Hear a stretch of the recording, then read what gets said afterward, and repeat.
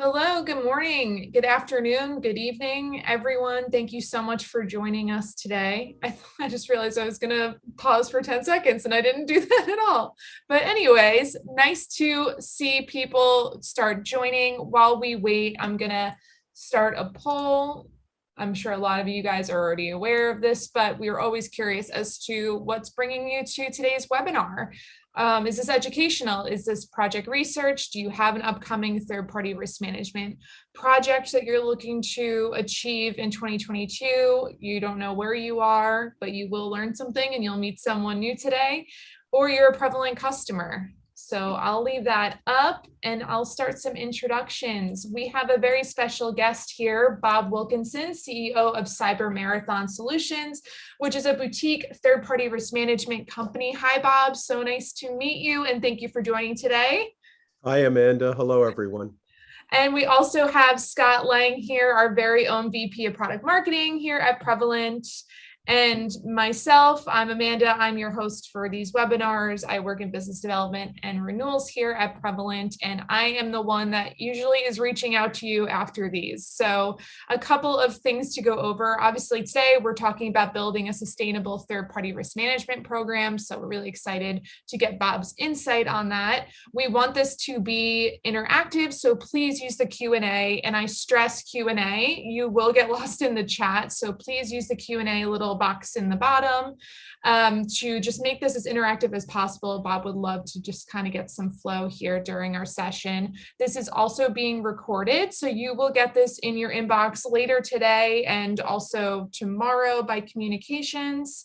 And you're all muted, obviously, as you know. So again, please reach out to us through that. If you have any other questions, you can put it into the chat, not pertaining to this session, but any sort of other issues. Other than that, I think that's about it. We will go ahead and get started. I'll stop this poll here and I will let Bob take it away. Go ahead, Bob. Thanks very much, Amanda, and welcome to Building a Sustainable Third-Party Risk Management Program. This is the first of 4 webinars that we'll be doing on this topic. And today, I'm going to jump right in. Just one second, having a problem scrolling. There we go. What we're going to do is we're going to talk about a number of foundational issues as it relates to establishing a third-party risk management program. And I will talk a lot about sustainability, operational resilience, and taking a holistic view of the full supply chain. So starting off, I'd like to talk about what these following recent events have in common. Several months back, the Suez Canal had a blockage of a ship, which impacted trade in goods. We've had problems in California in the US with port issues, getting ships unloaded and unloaded. A year ago, we had winter storms in Texas, which knocked out the power grid. I think most of you would probably be familiar as well with a number of the security incidents that we've had recently. Anything from solar winds to Kaseya to the most recent security incident with Log4j. During COVID, we had a contract virus vaccine manufacturer which managed to mix up medicine when they were making the vaccine, which cost millions of doses of the COVID vaccine to be tossed away. Everyone's, I think, pretty much aware of what's been going on. Particularly if you tried to purchase a car, new or used, and how prices have skyrocketed due to unavailability. And of course, the pandemic, which is now becoming endemic, that we're all living through. What these things have in common is before we began this journey we've been on with COVID, these would all have been considered black swan events, meaning that these were something that there was a small probability of happening, but we had to think about and prepare for. And guess what? They all happened. So what we may have thought about in the past as black swans are now, in fact, becoming regular events that we need to plan for as we make increasing reliance in our businesses on using third parties and extended supply chains in order to provide our services and products to our customers. So what I'd like to do and cover it over the next half hour or 40 minutes in this presentation is how one goes about establishing a sustainable third-party risk management framework, how we determine our maturity model that we can use as we go forward, because if you don't know where you're starting from and you don't know where you're going to, it's going to be very difficult to implement a successful third-party risk management program. And then the role of operational resilience and supply chain risk management. Because if we've learned one thing from the last 2 years, the pandemic and the events that continue to impact us, it's that operational resilience is key. And what I would argue the goals of a third-party risk management program are increasing operational resilience in your supply chain and decreasing risk. The 2 R's, as I sometimes call them. So when you start out with your third-party risk management program, one of the concepts that's very useful from my perspective is to realize that you're on a journey. And this is pretty much true for all operational risk information security, is there is no destination. You continue on this journey for the time that you spend in this space. So as you start out in your journey, you need to have a very clear idea of what your starting point is. It's important that you're able to frame the discussion and tell a story about your journey within third-party risk to your various stakeholders. And I'll talk a lot about who those stakeholders are as you go through this journey. But you need to be able to communicate to your management, to your board of directors, depending on the industry vertical you're in, your regulatory oversight authorities, on where you're at, where you're going to, and how you're going to get there. And what this does, telling your story, is it helps people understand and align with the vision that you're trying to execute. And it allows you to reach across all of your stakeholders to build the positive momentum that you need to successfully implement a third-party risk management program. And that is the framework that is useful in communicating the status of your program, telling the story, telling the journey you're on. Now, in order to support that, you'll want to have data to back up your story. So thinking about what your key performance indicators and key risk indicators are to measure the success of your program is another important aspect. So it's important when you think about your key performance indicators that you think about whether those indicators are supporting your story, whether they're actionable items that you're measuring that reflect changes and trends within your information security program. So understand from where you're starting, frame your story for your stakeholders, and then use the data and the data science that's available to you to back up that story with facts and trends as they continue to evolve. Now, one of the approaches that has been typical within third-party risk management programs over the years is the idea that you start with performing risk assessments of your third parties, starting with those third parties that are the most critical. Now, many organizations have hundreds, if not thousands, of third parties that they use. And when you think about the difficulty of executing a program to assess hundreds or thousands of third parties, it becomes very cumbersome. So the first thing that you need to do is you need to understand who your critical third parties are and start with the focus on them. So when I think of a definition of criticality, there are several ways that you can do that.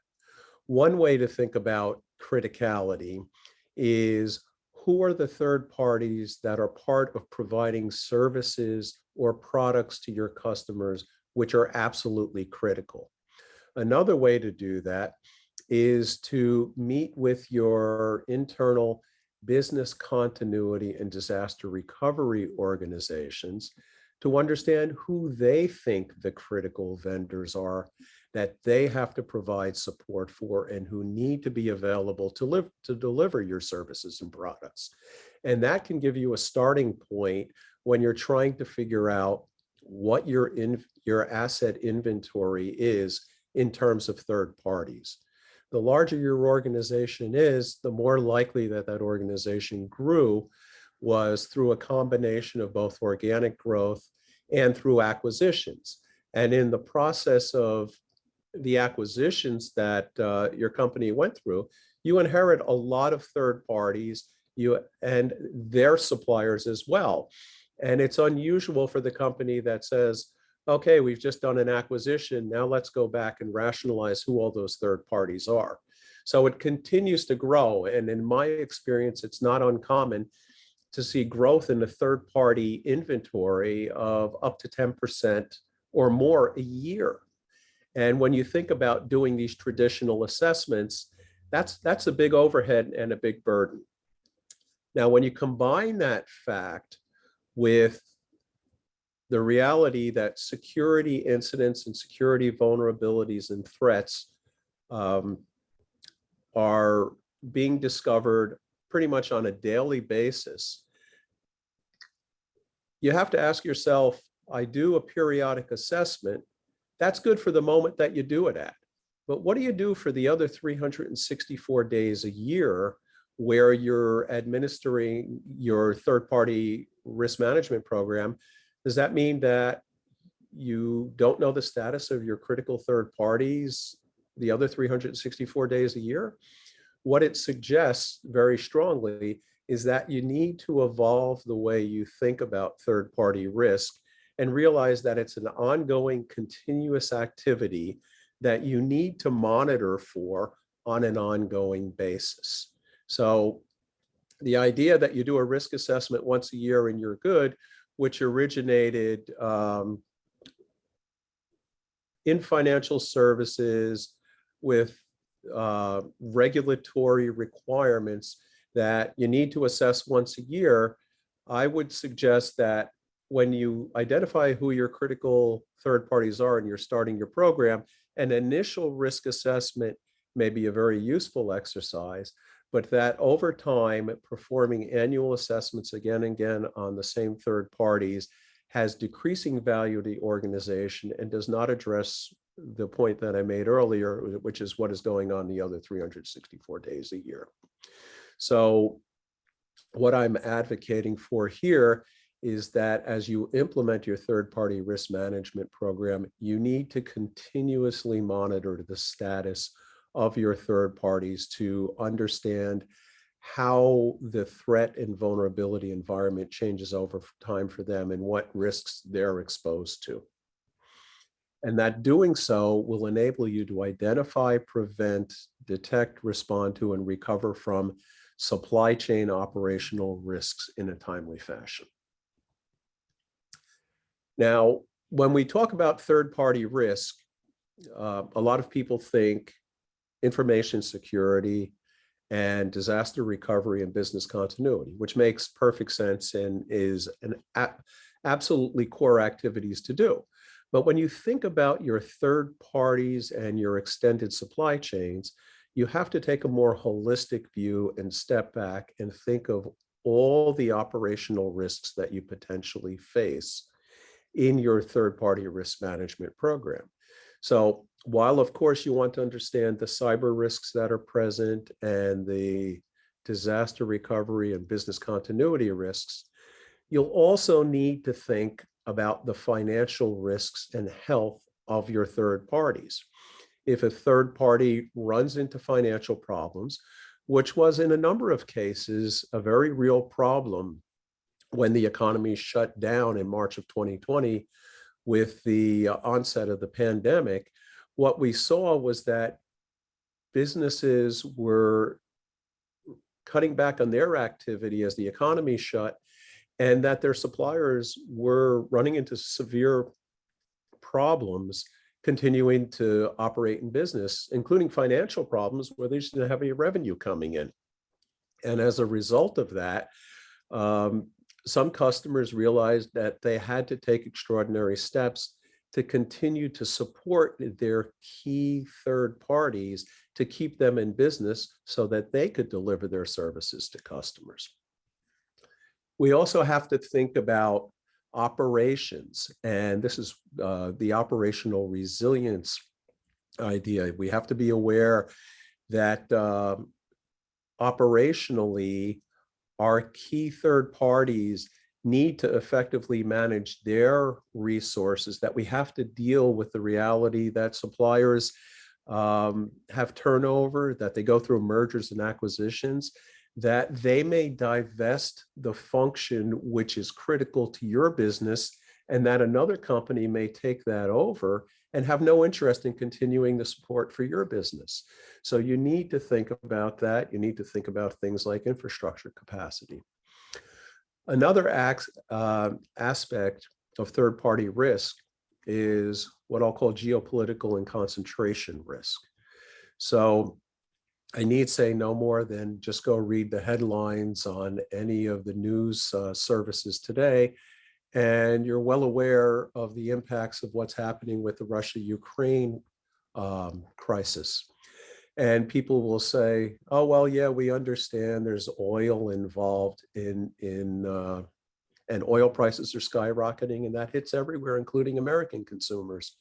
But what they may not be aware of is that Ukraine supplies certain components which are critical to semiconductor manufacturing, or that Ukraine provides a significant part of the food supply to Western Europe, or that the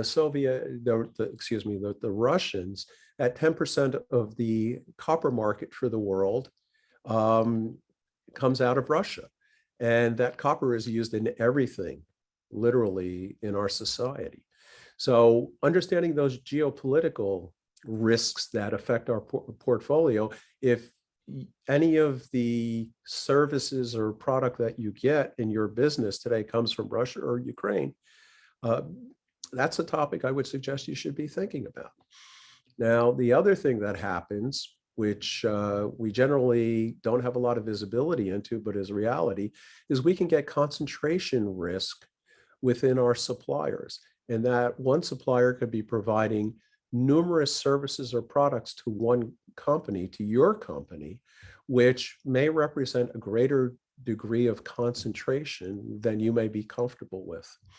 And then another aspect that I will add to that is also understanding where the service that a third party is delivering to you actually is being delivered from. So you may sign a deal with IBM to provide certain computer services to your company, but IBM headquarters Armonk, New York, the services are actually being delivered in Chennai, India, or they're being delivered in Thailand, or they're being delivered somewhere else in the world. And that there are specific risks associated with each individual country, which may have impact on your supply chain, and that you need to be aware of them. Also, that if your data is being shared in those countries, have you inadvertently violated your data protection requirements, or do you really understand the risk that's associated with that? Now, moving on from there, obviously we have cyber risks. We have compliance risks, regulatory, whether it's negative news, whether the suppliers that you're using have proper AML controls in place, whether your suppliers may be doing businesses in locations where there are certain bribery issues that may come into play, that you need to be aware of those because they potentially have a reputational risk to your company. And then finally, the emerging trend of ESG, environmental, social, and governance topics, and the importance and the increasing focus that will occur around ESG, whether it's due to climate change, whether it's the question of whether the third party has appropriate social controls within their organization. Do they look out for their worker safety? Are they treating their workers fairly and paying them well? Are there health and safety issues that they're exposed to, which if something happens at that supplier may reflect negatively on you because they didn't take care of basic social and social justice issues they should have. In the governance front, how diverse is the organization, the third party that's providing the services to you? Are they practicing diversity? Are they providing equal rights and access to employees? And what is the structure of the senior management and the board of those companies? ESG is going to become a much more important topic as we move forward. There are currently no regulatory requirements in the US as it relates to this, but this is something that the US Securities and Exchange Commission is considering. And there are certain laws in Europe already which are pushing ESG to the forefront. When we talk about establishing a framework and a life cycle for third-party risk management, what I'm representing here on this slide is one view, and there are different life cycle framework views, which may have 4, 5, 6 steps, but they all need to encompass the following topics. And we start with planning and discovery. So identifying your supply chain inventory, ensuring that you actually understand your full supply chain. Most companies can establish their third-party inventory. And one thing that I would suggest here with establishing that third-party inventory is that when you're starting out, again, talk to your disaster recovery and business continuity organization to understand which are your most critical vendors. If you really want to get a good handle on your inventory, go to your accounts payable department. Ask them for the list of all the vendors you paid in the last 12 or 24 months, because if you're paying somebody, then they are a third party. And don't ignore the amounts that are necessarily being paid to third parties. When I think about third parties, I think about 2 things. Do they have access to my data, or do they have access to my infrastructure? And how are they being managed? And that's my simple definition of who's critical to me. If they can get at my data, they can get at my infrastructure, I should be concerned about them. Next, you have to ensure that you have contracts in place and that these contracts address the risks in the relationship. And generally, I think of several things when I think of what should be included in a contract from an information security perspective, and that's immediate incident notification if there's a data breach, and that the right to audit exists for your company as it relates to the third party, and that for issues that are identified, that you get a commitment from that third party to address and remediate whatever those issues are. The next aspect of the framework is risk assessment. So When we think about initial onboarding of a new third party to our organization, and we don't know a lot about them, what is the extent of the due diligence that we need to perform? And then what is the process by which we can accelerate the onboarding of that third party into our organization? One of the problems that we commonly see with onboarding is that many organizations within your company will want to do an assessment on the third party, and that processes become elongated for example, in some cases, up to 3 months when the business needs to have that function on last week. Hi, Amanda, did you have? Yes, we have a question that I thought was obviously related to this. Someone Okay. wants to know the difference between vendor risk management and third-party risk management. Vendor risk management, third-party risk management, supplier risk management, in my mind, they're all interchangeable terms. The history of it's kind of funny because I've been at this third-party risk management longer than I'd like to admit. When I started, it was vendor risk management, and then it was third-party risk management, and then it was supplier risk management. And it seems like it changes in name, but not in substance on a regular basis. And some would argue that it's tied to different cycles with the regulators and banking and how they drive the change there. But the fact of the matter is vendor risk management, third-party risk management, and my favorite and preferred term, which is supply chain risk management, is exactly the same. And it's what we're talking about here. Yep, definitely. Okay, that's all for now. Thank you, Bob. Okay.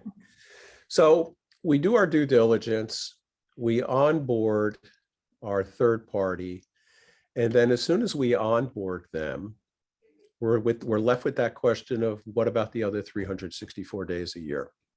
And that's where I think it's important as you think about creating, and this is a webinar on sustainable third-party risk management, that you create a way to continuously monitor the health of your third parties for all operational risks, not just for cyber, not just for business continuity, but financially, operationally, compliance, and ESG. So if you do think about how to sustain your program, how to create that sustainable program over time, you have to address the other 364 days a year. Moving on from there, one of the gaps that I often see in the implementation of third-party risks is that people feel like, well, I've done a risk assessment now, I've identified a series of issues with a third party, and I've done my job. I've ticked the compliance box. I've met my regulators or whomever's expectation. But in fact, that is only the starting point for successfully administering a third-party risk management program. You have to fix the issues that are identified. If all you do is do the assessment and you come up with a list of issues, and those issues are not actively managed and remediated, then I would argue that there's been very little value added from the third-party risk management program. So it comes back to focusing on the need to either remediate, accept, or transfer the risk. And what I mean by that is either you fix the issues that you were identified, you accept the issues, and that's a business risk management decision. So if it costs you $1 million to fix something, but the risk is in fact small to your business, then maybe it doesn't make sense to fix that issue and you can accept and live with the risk. But that's a very slippery slope and something that needs to be managed carefully. And then finally, you transfer risk. You get cyber insurance so that if you do have a data breach, and there's potentially millions of dollars of exposure, at least you have some insurance to offset the cost and exposure that occurred from that. And then finally, the last point that I want to focus in here is on termination of third parties. So relationships come to an end. And when relationships come to an end, you need to ensure that you manage that all of the access that the third party may have had to your data and to your infrastructure is removed, and that you get back all of the data that you shared with that third party, that third party deletes all of that data, and that data remains protected. So going from determining what needs your company may have and who are the third parties that can potentially meet that need through your what are called RFI and RFP processes, all the way through when you get to the end of the process and you terminate your third party relationships, that represents a full framework and life cycle. Amanda? Hi again. Okay, so I have another question, and it is, what are some of the tasks performed during the initial onboarding? But before you answer that, everyone please use the Q&A. It's so much easier that I can manage and not scroll through the chat. So that's just a sidebar. Okay, now go ahead, Bob. Okay, thanks, Amanda. So what are some of the things that you need to do in onboarding? Well, you need to look at all of the different aspects for your organization that pertain to the operational risks that exist with the third party. And in my experience, as companies get larger and as more organizations become involved in third-party onboarding, it becomes much, much more complex than it needs to be blunt. And in large organizations, you'll have a compliance department, you'll have a legal department, you'll have a data privacy department, you'll have the IT, the information security, the cyber, and it can become overly complex. And I've heard of situations where in some cases for critical vendors, they get upwards of 20 assessments that they have to complete before they onboard. And that there needs to be a more streamlined way to deal with the onboarding so that it can be accomplished to meet the business goal. One of the things that I probably should have mentioned earlier on, but is absolutely critical to the process, is that third-party risk management does not exist in a vacuum.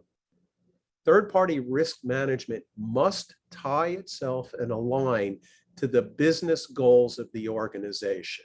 And if it's not adding value to those business goals, then it's going to be ineffective and the program isn't going to work.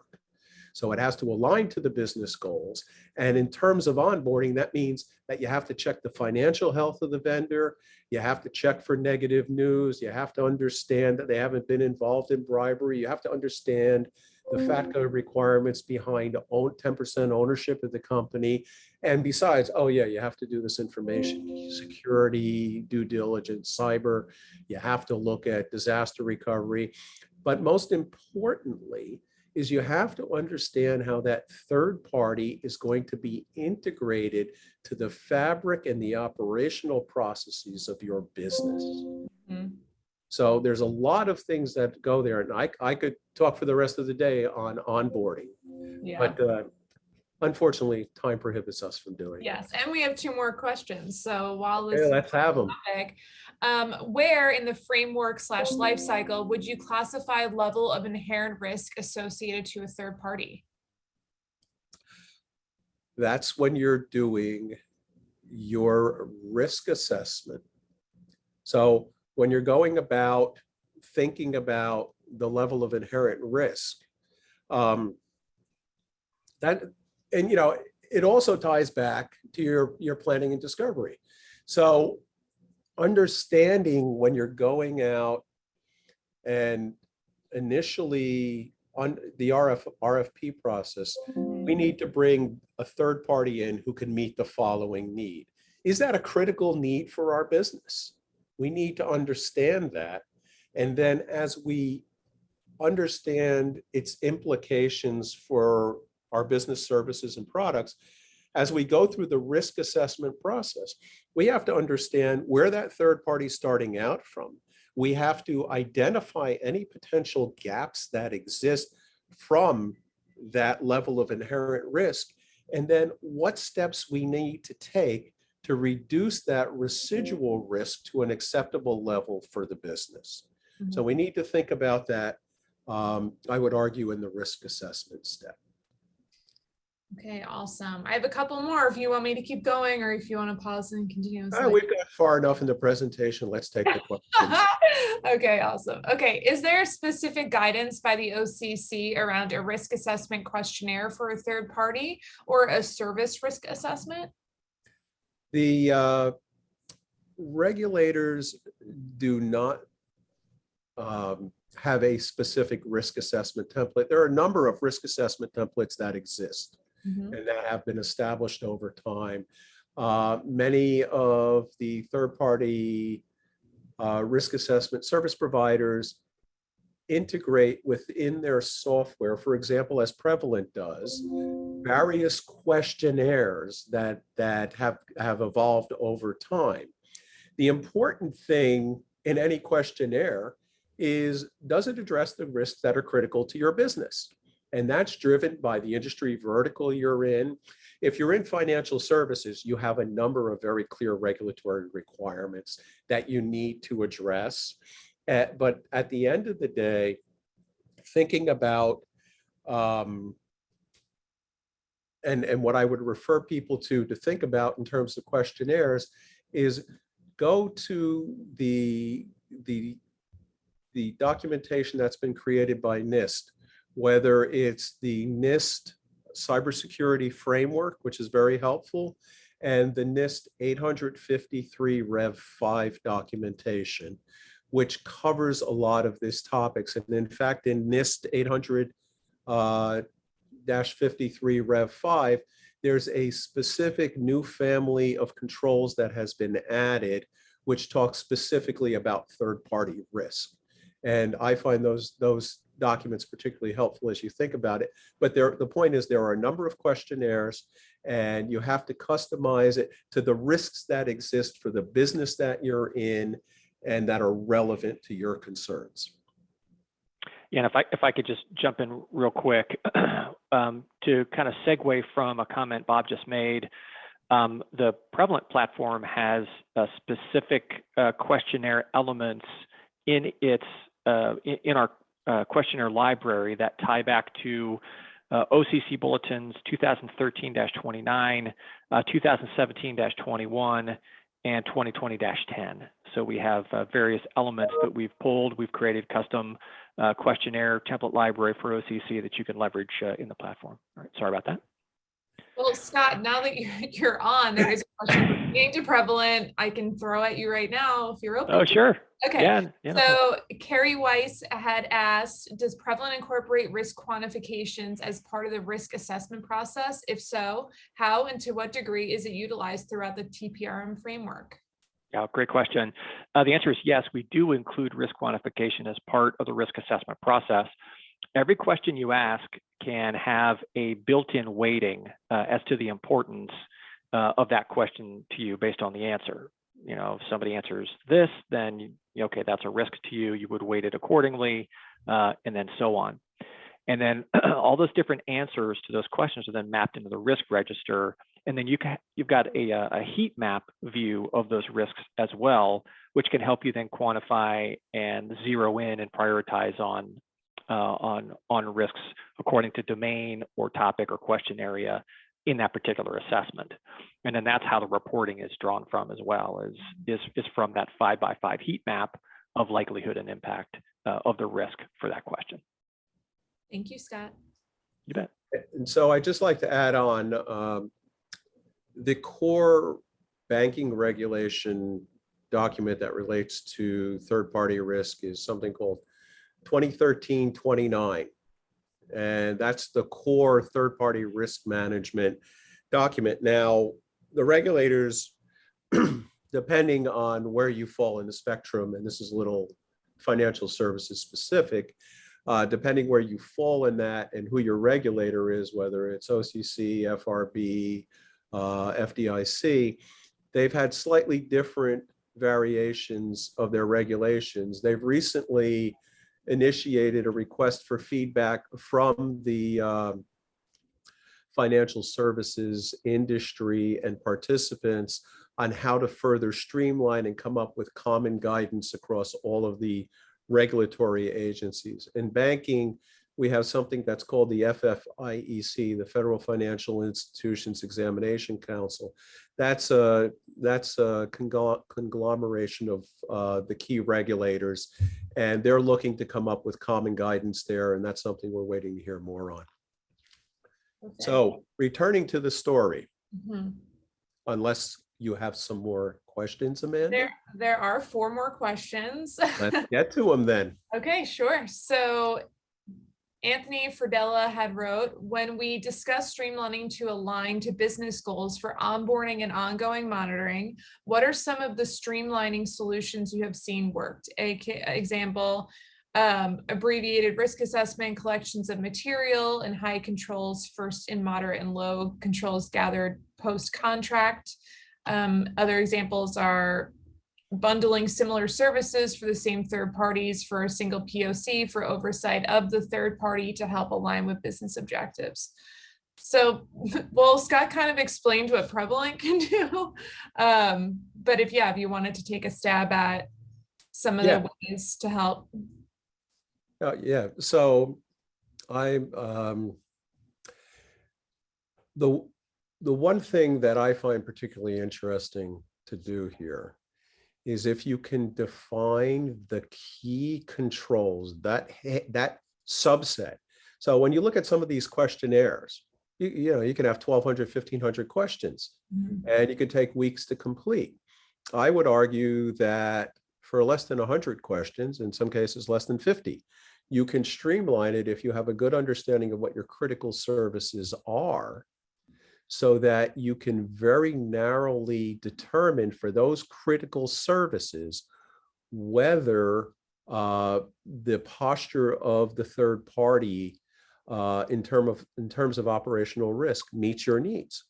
And you can do it increasingly in a way that is very quantified and leverages data science techniques by building what I call risk domains and risk categories to very narrowly assess those most critical risks to decide whether you even need to do a risk assessment at the beginning when you try to onboard a company.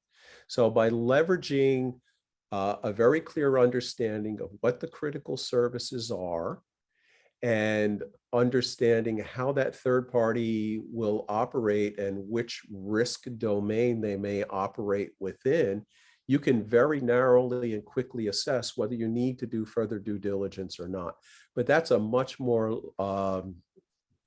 elongated conversation that we don't have time to get into in great detail today, but certainly is a topic worthy of discussion, because the amount of requirements, when you look at the 1,500 questionnaire to complete a risk assessment, right then and there, you're not being very responsive to business needs trying to complete that. So how you streamline and how well you align with your business goals is a real significant opportunity to improve the efficiency of your third-party risk program.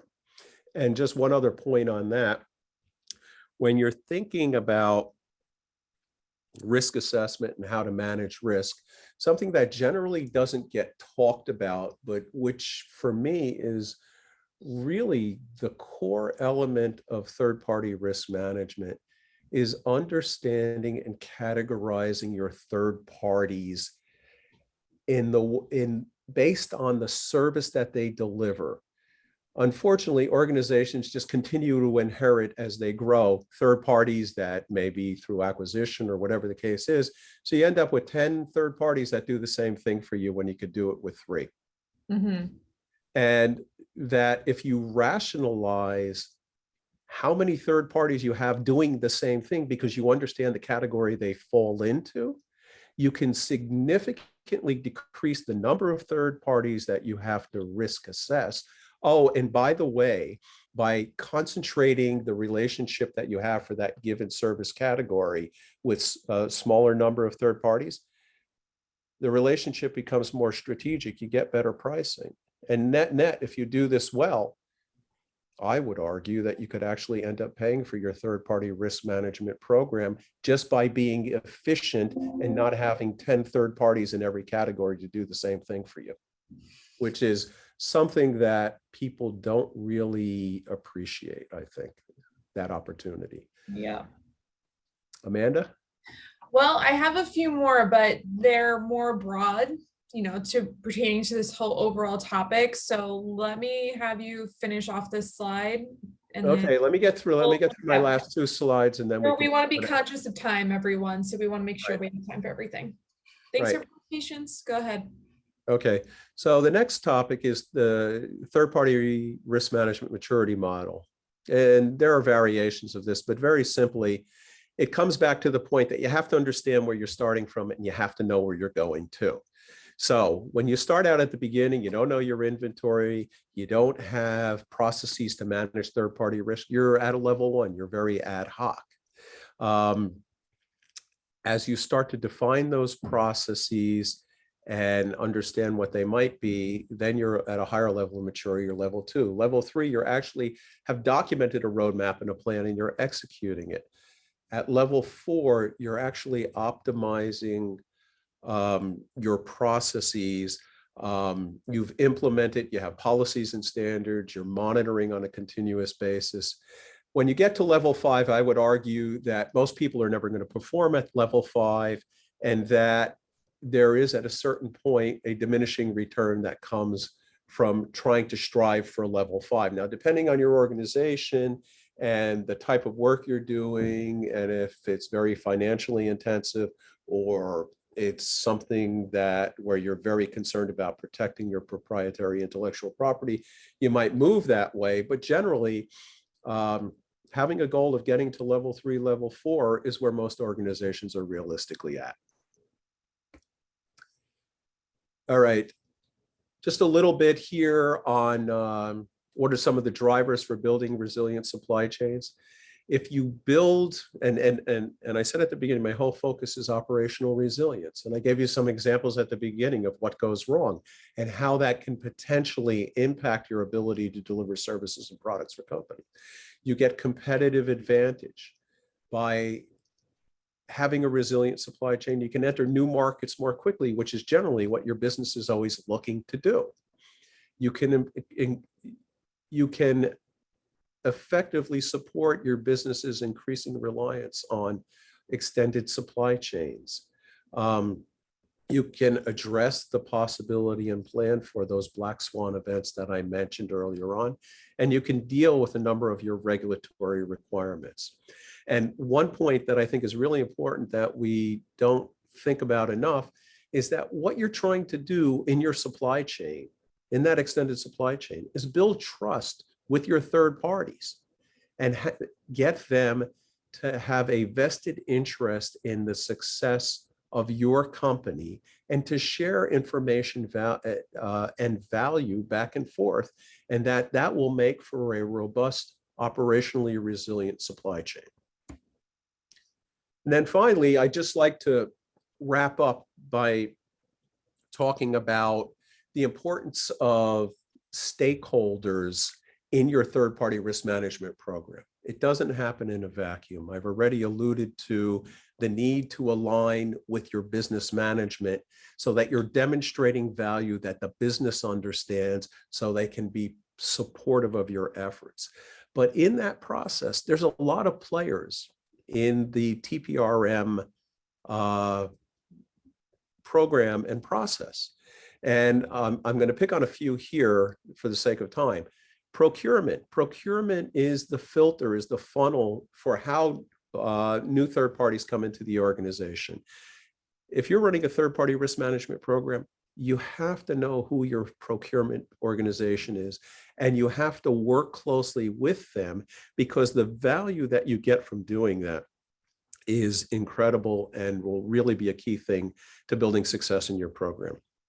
The other thing you need to do is if your organization has an enterprise risk management program, enterprise risk management is going to be very focused on the risk to the enterprise.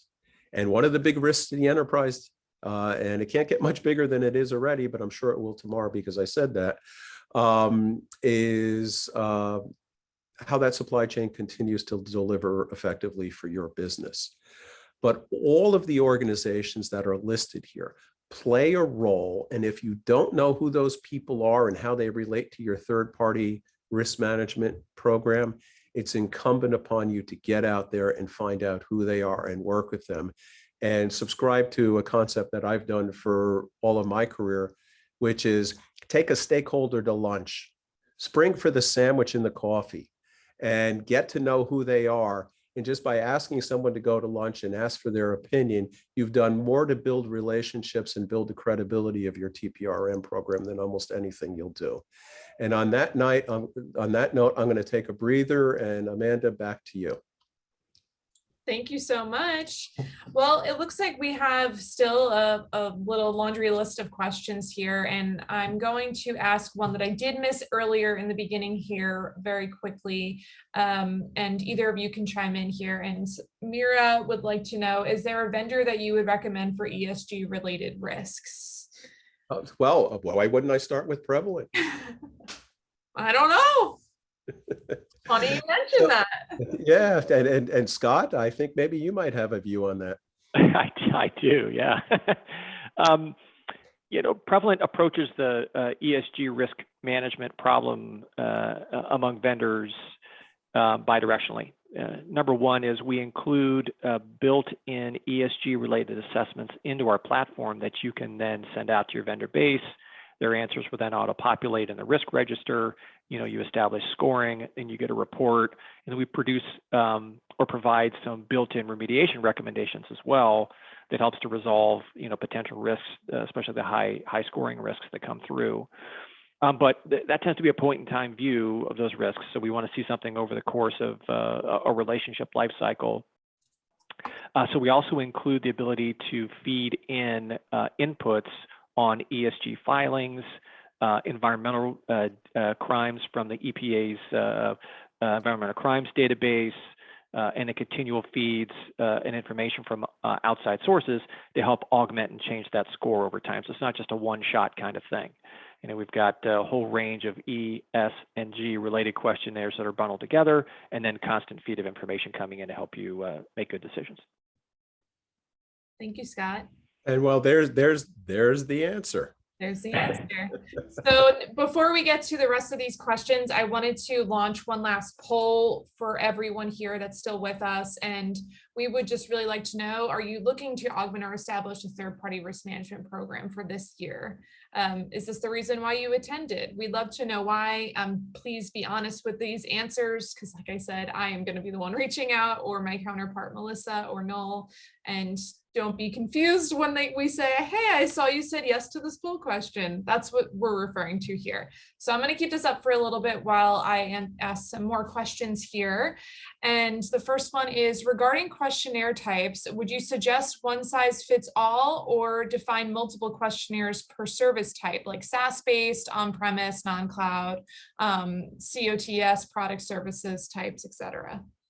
Well, I think one of the things that products like Prevalent allow for is they have multiple questionnaires, but that it's incumbent upon the third-party risk management program manager to categorize and to work with the business to categorize third parties into specific domains. So if it's a software service provider, there are relevant questions that you need to understand, which are unique to the provision of software services.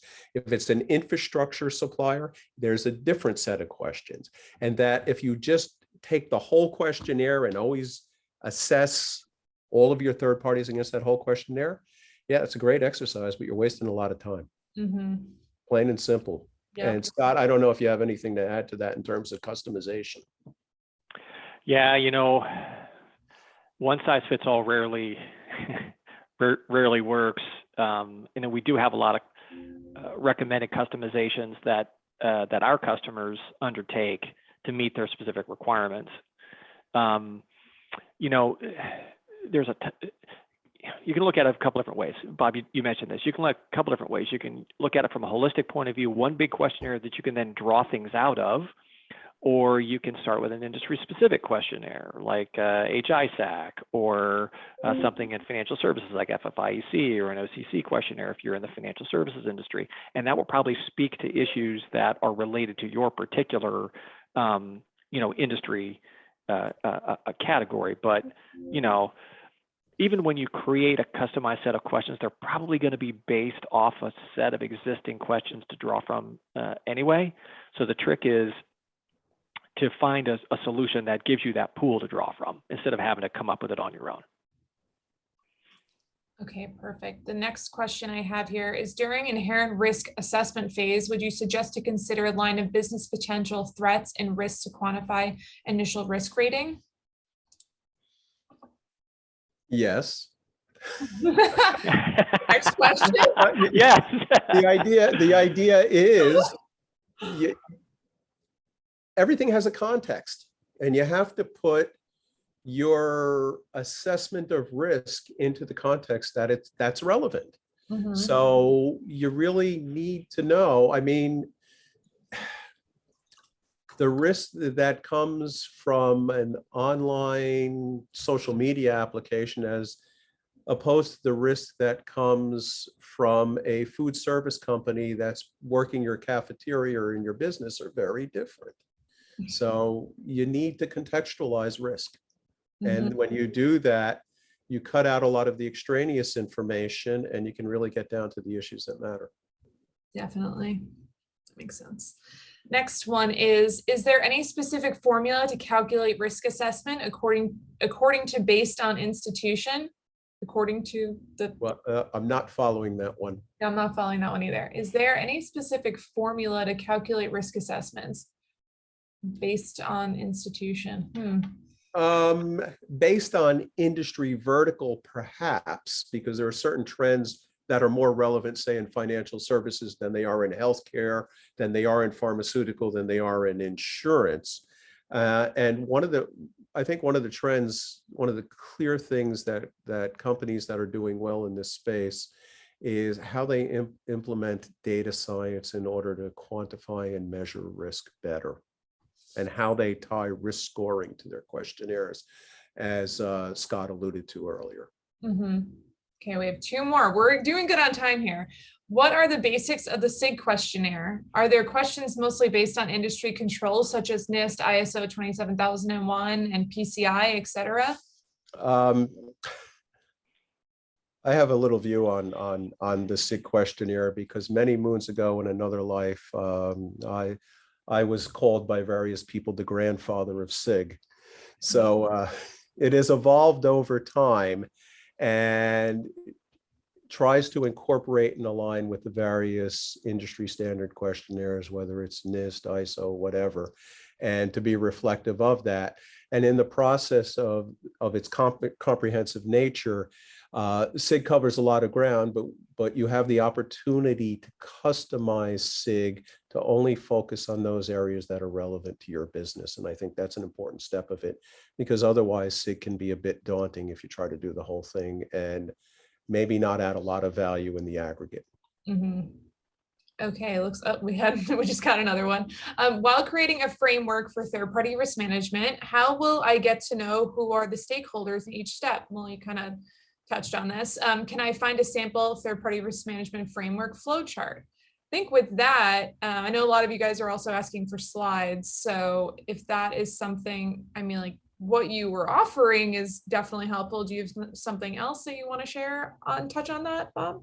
Oh, sure I do. And it's kind of my way to wrap up on all this, which is reach out to me at bob@cyberms.net or give me a call on my mobile. I'm around, and nice. I spend all my time helping companies solve these exact types of problems and building out their third-party risk management programs. So that's it for my self-promo. That's great. I'm going to save your number too. Instead of bothering Scott, I'm going to bother Bob. Lucky me. All right, one last question, you guys. Thanks for everyone still joining with us. Any specific KPIs would you suggest to measure third-party risk management operation metrics? Well, that's a topic for another webinar down the road in this series, of which this is just one of 4. But the question that always comes up with KPIs is very simple. If you're going to decide to measure something, the question you need to ask yourself is, so what? Mhm. What does it tell me? Is there any action I'm going to take as a result of measuring it? And if there's no action, then why are you doing it? I think that so much of it, nobody cares about the number of third parties they have, but they might care about the trend of growth in the number of third parties over time and the overhead that's adding to the company. So it has to be something that shows trends, that's measurable, and answers the question, so what? I love that. Well, that's a great way to end it. So thank you so much. This was a great webinar. Thank you for all that stayed on with us. If you wanted the recording, you will get it early. If you wanted the slides, my inbox is completely flooded. So please be patient, and I will get those all to you. And I thank you everyone for your time today. I'm excited to see the next one, Bob. It was a pleasure to chat with you. And Scott, thanks for joining as always. So great to see your face. Well, it was a pleasure, and everyone feel free to reach out. And the whole point of what we're trying to do here is share our knowledge for the benefit of everyone to make all of our businesses more operationally resilient. Mm-hmm. Setting everyone up for success. That's our goal. There Whether you go. prevalent, preferably, or shameless plug, or who knows. We'll love to chat. Thanks so much, everyone. We'll see you Thank you. shortly in your email from me, and see you at the next one. Thanks so much. Bye, guys.